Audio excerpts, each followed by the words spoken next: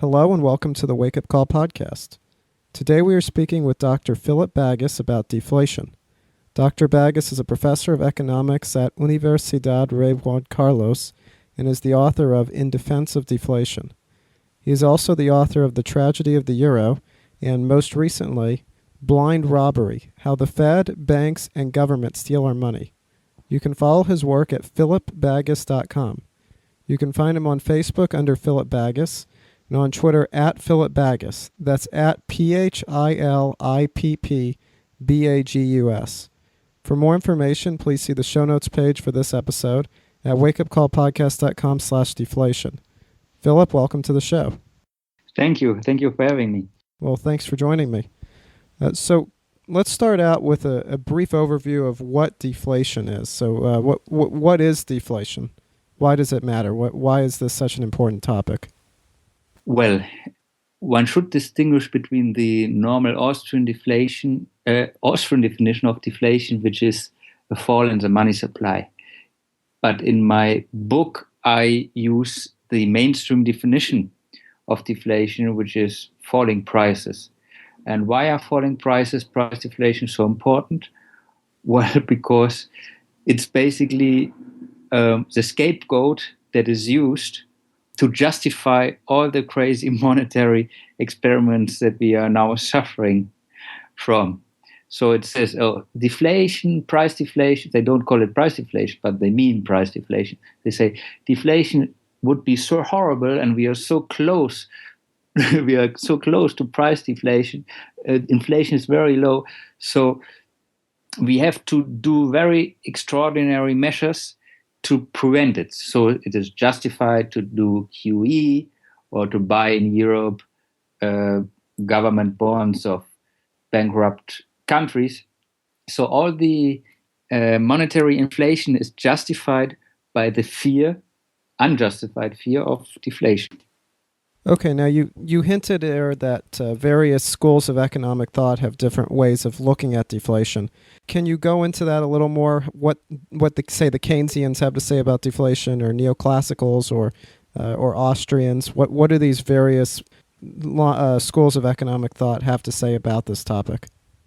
Okay, to simplify, Keynesians like Bernanke or Krugman, for them all kinds of deflation, price deflation, is evil, because it means for them a fall in aggregate demand, and that is what should not, that is a nightmare.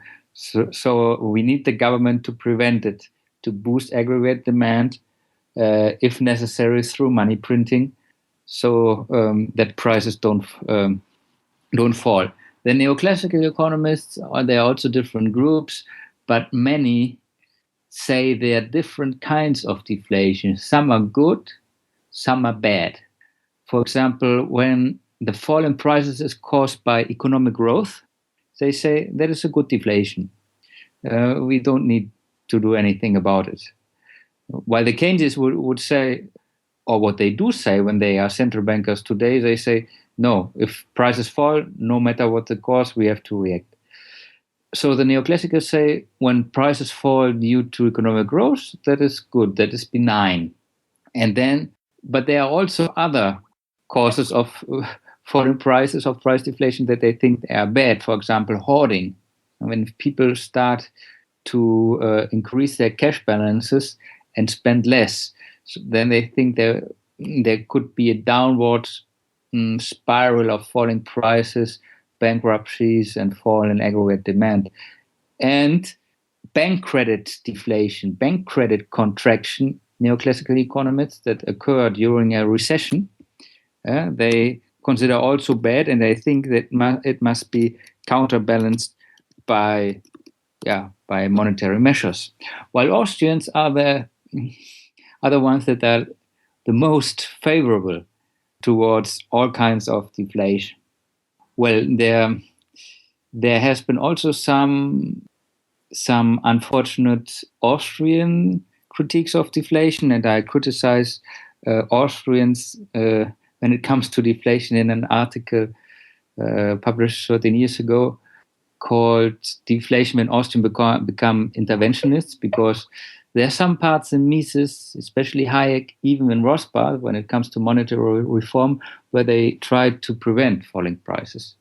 But of course, Austrians are much more favorable.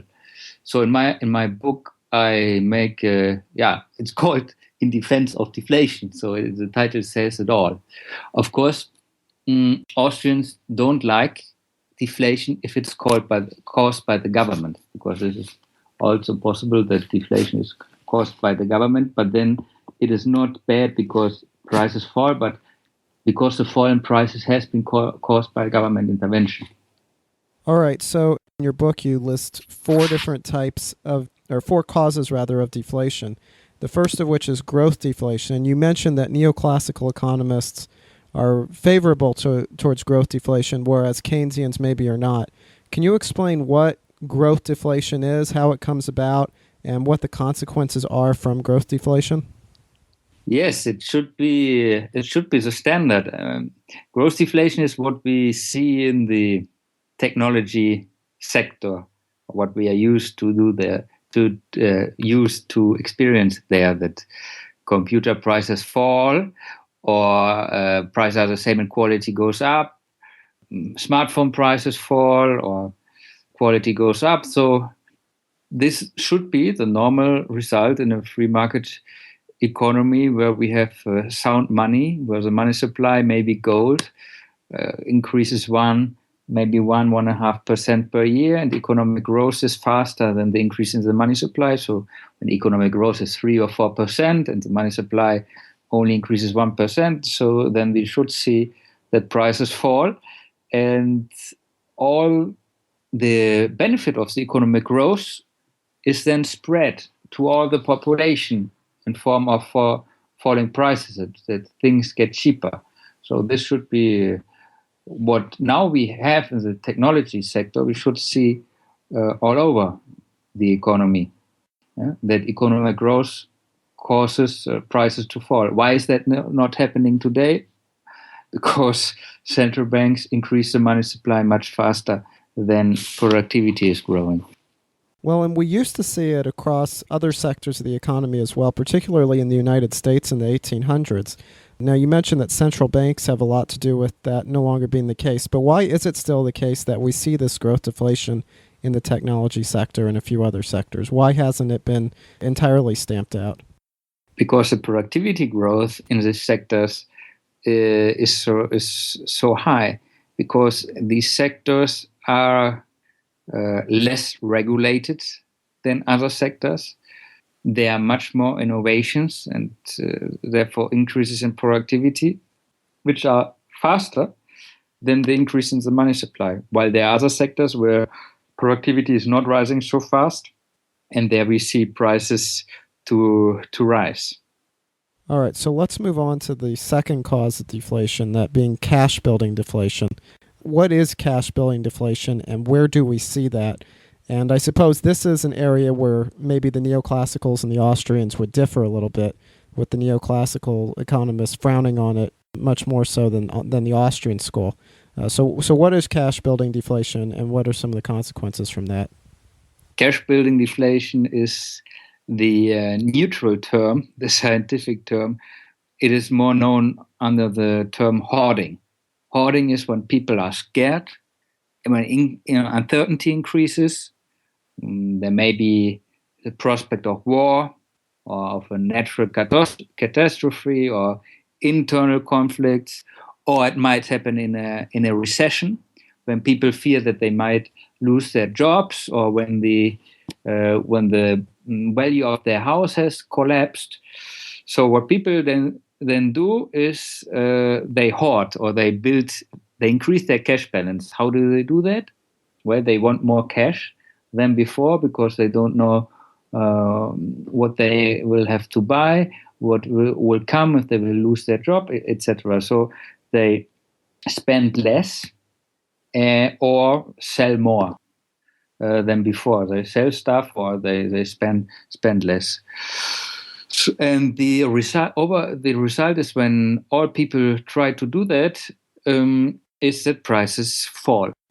And when prices then fall, then people achieve their end, which is to increase their real cash balance, because when prices fall, the purchasing power of the money held, the cash balance, increases. So this is something that as you say, neoclassical economists, they think that is not good, because then the demand for goods and services is reduced, and there will be problems for companies, while Austrians don't see it as problematic. Prices can fall very quickly, because if no one buys, prices will fall very fast to the level that people are comfortable with. And when people want to increase their real cash balance, the thing that all people want to do, that the only thing that they can do is to stop buying, increase their selling until the prices have fallen to the level that they wanted, and then they have achieved the end. That does not mean that companies will not be profitable anymore, because all prices will fall, the buying and the selling prices. Okay, now one topic that you referenced there that is very much connected with hoarding or cash building deflation is the demand of money. So can you explain what we mean by the demand of money and how that ties into this hoarding or cash building deflationary effect? Yeah, the demand to hold money is the demand to have a cash balance. We demand money because the future is uncertain. If we would know exactly what needs we would have in the future, we could lend out all money until the exact moment when we would need it. But of course, the future is uncertain, and we don't know what we want to buy or would need to buy, or which opportunities will arise. We hold a cash balance, we demand money. So the higher uncertainty is, the higher it's the demand for money, to hold the demand to hold a cash balance. All right, so let's move along to the third cause of deflation that you list, and that is bank credit deflation. So once again, can you give a definition of what bank credit deflation is, and then some of the ways that we see that playing out? Yes, when there's credit expansion, new money is created and lent to people. So money is created and introduced into the economy in forms of loans, and the money supply increases. Now, then you have a boom normally. And if you know Austrian business cycle theory, you know that if new money is created, it is not backed by real savings, but just created out of thin air by the banking system. An unsustainable boom will follow, because there's a disconnection between the real savings and the investments. There are more or longer investments undertaken than there are real savings to sustain them. So at some point there will be the bust, like in 2008, there will be the bust. And in the bust, many companies will go bankrupt, and loans cannot be paid back. And when loans are paid back, the banking system does not give out new loans, which means that there's a bank credit contraction. When loans are paid back, banks do not give out new loans, so the supply of loans is shrinking, and with it, the money supply.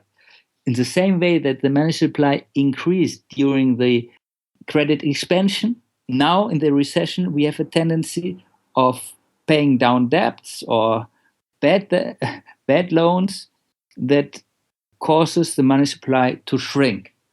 So in a recession, usually the money supply shrinks because there's a bank credit contraction. And as the money supply shrinks, there's also a tendency of prices to fall. We have seen this, for example, in the Great Depression. There was a bank credit deflation.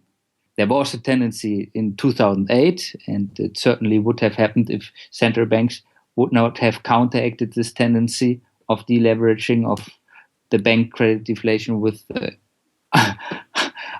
unseen injections of new money. But this is the normal what normally happens. There's a boom with bank credit expansion, and in the bust there's bank credit contraction and the price deflation, which then is beneficial from the Austrian point of view because it speeds up the liquidation of the malinvestments of the boom. When prices fall, it gets harder for the malinvestments to pay back the loans. They are liquidated faster.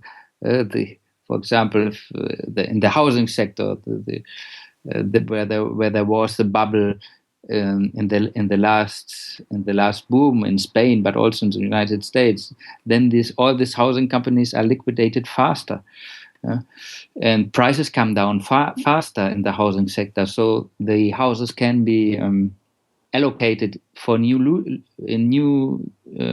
users faster, and wages, for example, in the housing sector come down faster. So factors of production, workers, and so on can be allocated faster into new value-producing users.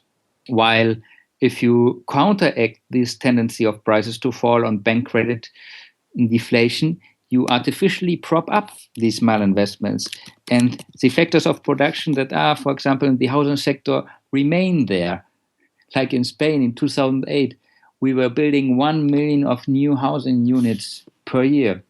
So if you artificially maintain these malinvestments, these people will continue to build 1 million houses per year, but you don't actually want that. But our Spaniards didn't want that. So what you want is that these investments are liquidated as fast as possible, and the housing sector shrinks as fast as possible. And when there's a bank credit contraction and prices fall, this happens faster, and the economy can grow out of the recession much faster. So it speeds up the recovery. And while Austrians look at the bust and the related deflation as being necessary due to the misallocation and the malinvestment and all of the distortions that took place during the boom period, other schools of economic thought have a different view. So what do non-Austrian economists have to say about this form of deflation? Because they don't subscribe to the Austrian business cycle theory, Austrians would say during the boom, the economy gets sick. During the recession, the economy gets healthy again because the malinvestments are liquidated and the structure of production is made sustainable again. But neoclassical economists or other economists don't have this reasoning. They just see, we are now in a recession. Many companies go bust, go bankrupt. The demand for their products is falling. They get difficulties to renew their loans, and therefore they go bust. There seems to be not enough demand for their products. So, and if they have debts and prices fall, they get more difficulties to pay back these debts. So it looks like the problem is that the demand is falling and prices are falling. So what do we have to do? We have to counteract this bank credit deflation and somehow stop it in order to get to a growth path again, because they see the boom not as the economy getting sick, but as health. They don't see problems with it. So when then the bank credit deflation comes, for them it's bad because it's the end of the boom that they thought to be sustainable. All right, so let's move on to the fourth and final cause of deflation that you mentioned in your book, and that is fiat deflation. So what is fiat deflation? Fiat deflation is when falling prices are caused by government interventions. So you could say actually that bank credit deflation is indirectly caused by government intervention because you have the boom caused by credit expansion, which is caused by intervention into the banking system and so on. But they are more narrow fiat deflations. For example, one type is price decree deflation. This happened, for example, in the 1930s in Germany, where the chancellor just decreed, all wages have to fall 10%. And so the government says all prices, for example, have to fall 10%, or wages have to fall 10%. Another type of fiat deflation is when the government makes the money supply via coercion to fall. This could be confiscatory deflation, for example, when the government just confiscates money held at banks. So this sounds this sounds very harsh, but it actually happened in Greece last year, when the government basically said you can only get so much money out of the bank. So the bank holidays are one type of this confiscatory deflation. You cannot get to your money in the bank anymore. The government has it confiscated for some time, or maybe forever. Another type of fiat deflation, of monetary fiat deflation, is when the government taxes you and then destroys the money, or if the government issues a government bond, and then destroys the money, or gives the money for the banks to increase their reserves, to increase their reserve ratio, which is then also a type of monetary fiat deflation. So the government can, and this has happened also in the 19th century, for example, in the United States it happened. In order to go back to the gold standard.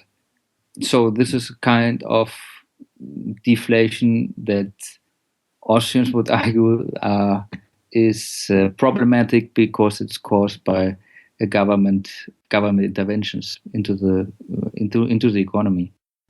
But even though Austrians might frown upon this type of deflation, the same would not be said of economists of other schools of thought. So what lines of defense do Keynesians and other types of economists provide to defend fiat deflation?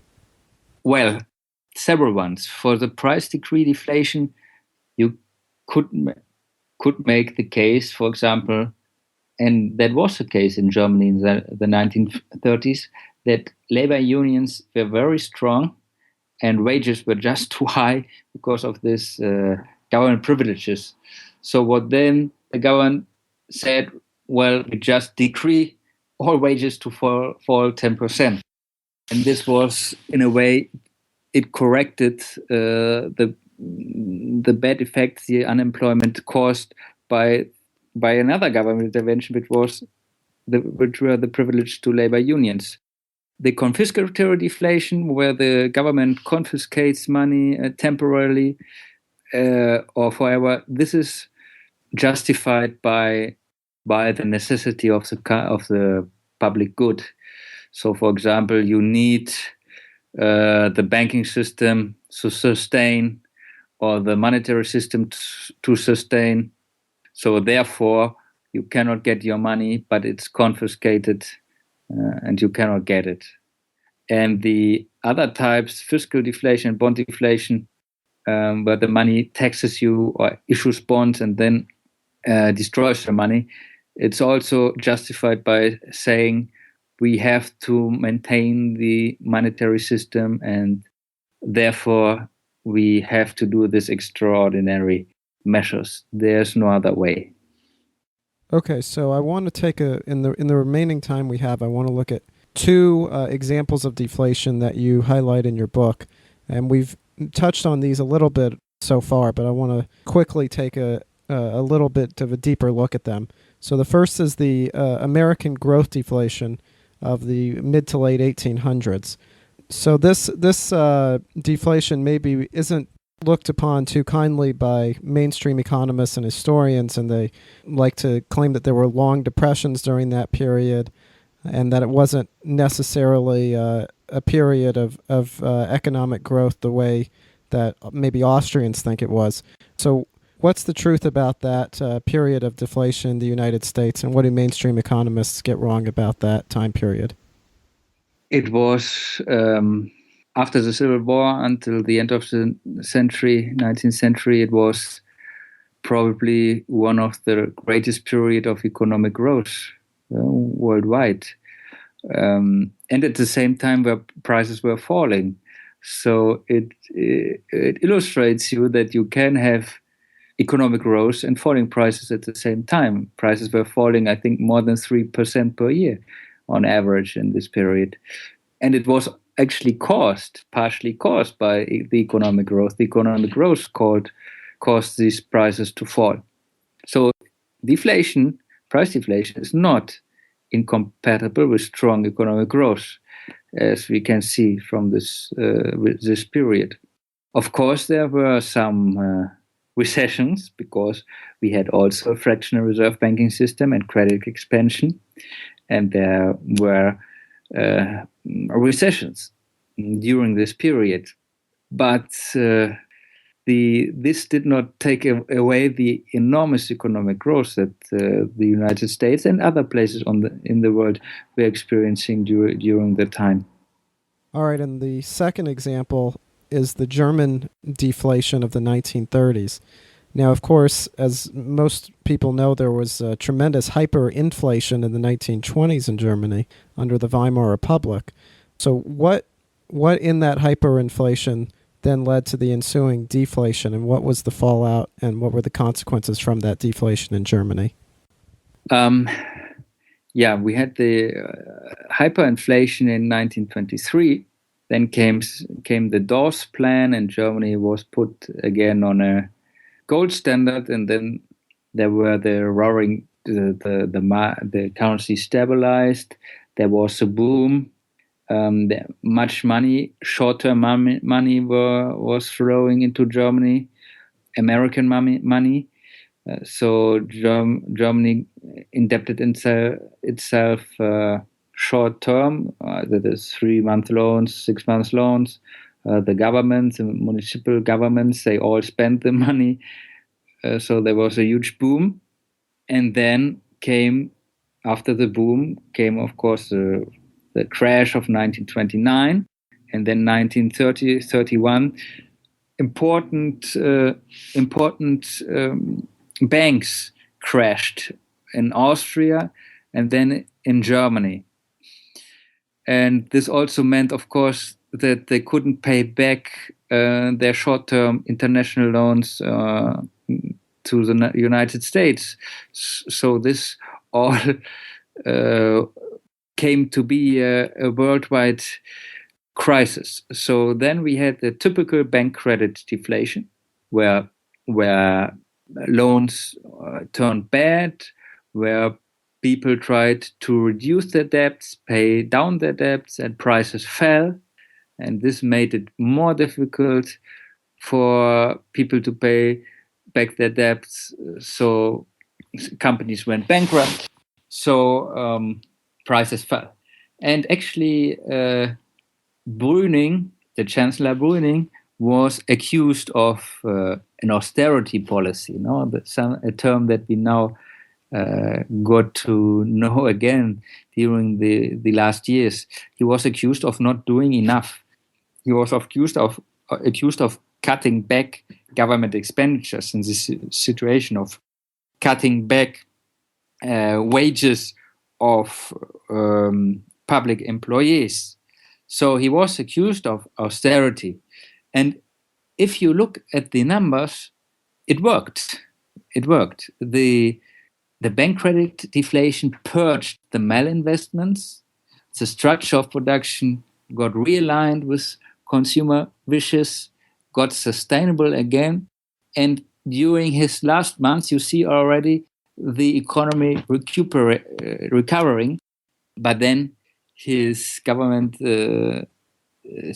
cannot sustain. There's a new government, and the next year we have Hitler in power. And when Hitler comes into power, the recovery is already underway. And he inherits, so to speak, the effects of the austerity policies of Brüning, who did some errors, but mostly reduced government spending and let things go its course. So then we are already on a recovering path, and Hitler comes into power when the economy is already recovering. All right, so one final question for you, and it concerns the state of the economy right now, in particular in North America and Europe, but around the world too. We're seeing these large bubbles and massive money printing and expansion of the money supply. So what do you anticipate coming in within the next few years? Do you think we're going to see a deflationary depression? Do you think we'll see some other type of depression? What do you anticipate, and what sorts of deflation do you anticipate seeing in the near future? I don't I don't like questions on the future, but okay. The why do I not like them? Because the future always depends on human actions, and you cannot predict them. But of course, one can think that deflation may be not so probable because the elites, they fear deflation. The states, the government, they fears deflation. The state is the biggest debtor in the economy, and debtors lose in a price deflation. Creditors win. And as the government is the biggest debtor, they don't want it. The banking system does not want it because then bankruptcies will go up and they will have losses. Big companies that are heavily indebted, big debtors also, they don't like it either. So the establishment does not like it. They want to prevent price deflation, bank credit contraction. Do they have the means to prevent it? Yes, probably. The means are the printing press, and if you are just aggressive enough, you can prevent prices from falling. So probably they will do the same as they did in 2008 when the financial system was about to collapse and there would have been a huge bank credit deflation and prices would have fallen tremendously. So they injected enormous amounts of money, so they will just do the same again when another crisis situation comes about. The question, of course, is then if they can do it without causing the confidence in the government in governments and monetary system in the monetary system as a whole, without destroying this confidence. What they could do is, of course, try to tax people, expropriate people in order to clean up the balance sheets of governments and the financial system.